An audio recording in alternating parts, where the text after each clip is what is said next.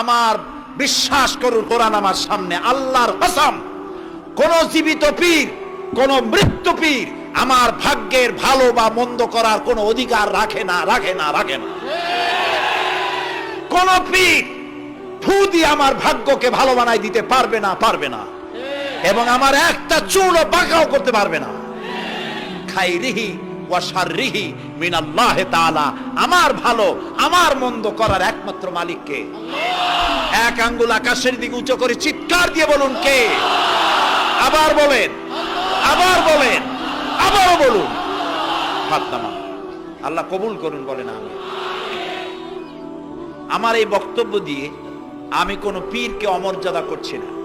পীর সাহেবদের কাছে পীর কোন শরীয়তের শব্দ নয়। কোরআন এবং হাদিসে কোথাও পীর বলে কোনো শব্দ নাই। এটি ফার্সি শব্দ। এই শব্দের অর্থ হলো বৃদ্ধ। তো পীর যদি বৃদ্ধ হয় ভালো কথা, তিনি যদি আলেম হন আরো ভালো কথা। কিন্তু বাপ পীর ছিল, উনিও সেই সুবাদে পীর। ইলেম নাই, তোনার নিজের কাছেই তো টর্চ নাই। আপনাকে অন্ধকারে উনিও ম্যানহোলের মধ্যে পড়বে, আপনারে নিয়ে পড়বে। আলেম হইতে হবে, পীর যদি হয় আলেম হইতে হবে, এক নম্বর কথা।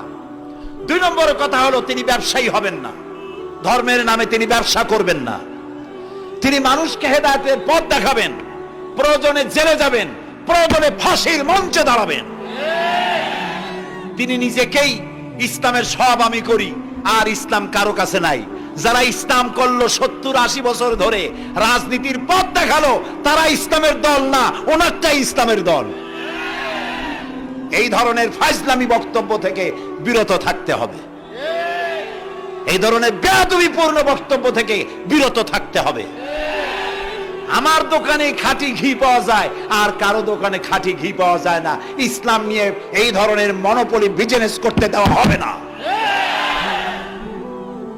প্রিয় ভাই সব, আমরা পীর সাহেবদের চিনি। পীর ছিলেন শাহজালাল রহমতুল্লাহ আলাইহি। সুবহানাল্লাহ। যুদ্ধ করা লাগে নাই, আজান দিয়েছেন, মূর্তির মাথা ভাঙ্গা চুরচুর হয়ে পড়ে গিয়েছে। গৌর গোবিন্দ পলায়া কুল পায় নাই। লোকেরা যায় তার মাজারে গিয়ে গজাল মাছ জিয়ারত করে আসে, কিন্তু তরবারিটা দেখে আসে না। দোধারি তরবারি এখনো আছে। সুবহানাল্লাহ বলেন। পীর ছিলেন হযরতে বাহাউদ্দিন নকশবন্দি, মুজাদ্দিদ আল ফিসানি রাহমাতুল্লাহ আলাইহি, বড় পীর আব্দুল কাদের জিলানী রাহমাতুল্লাহ আলাইহি, খাজা মুঈনুদ্দিন চিশতি রাহমাতুল্লাহ আলাইহি, শাহজাহান আলী রাহমাতুল্লাহ আলাইহি। কত ওলিউল্লাহর মাজার দিয়ে আমার দেশ ভরা। আলহামদুলিল্লাহ কর। আরে একদিকে মানুষকে মুরিদ বানায়া মুরিদের টাকা দিয়ে নিজেদের পকেট ভরেন নাই। ওনারা এরকম করতেন না, এইরকম করতেন। আর রাসূলুল্লাহ বলেছেন এই রকমের হাতের মর্যাদা নাই, এই হাতের মর্যাদা।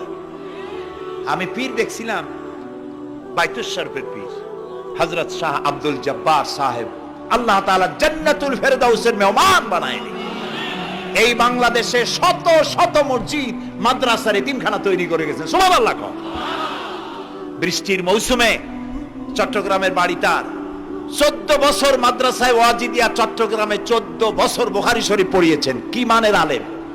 খালি পীর না, মুরিদরা যত টাকা দিত এই টাকা দিয়ে বড় বড় মাদ্রাসা মসজিদ করেছেন। আর বৃষ্টির সময় সাথী সঙ্গী নিয়ে বস্তি এলাকায় যেতেন, পলিথিন দিয়া ছাওয়া, বাচ্চা আর তার স্বামী নিয়ে কাতরায় এক কোনায় বসে আছে, খাবার নাই, চাউল নাই, অসুস্থ। তাদের চাউল দিয়ে আসতেন, তাদের রান্না করার শাকসবজি দিয়ে আসতেন, ওষুধ দিয়ে আসতেন, হাড়ি পাতিল দিয়ে আসতেন।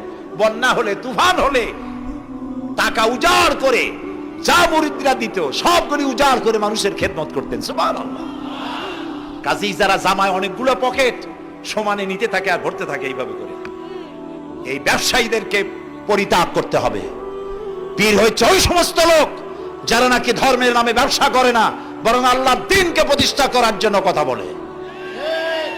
প্রিয় ভাই সব, আমাদের জেহেন সাফ করতে হবে, পরিষ্কার করে বুঝতে হবে আমার ভালো আমার মন্দ কে করতে পারে।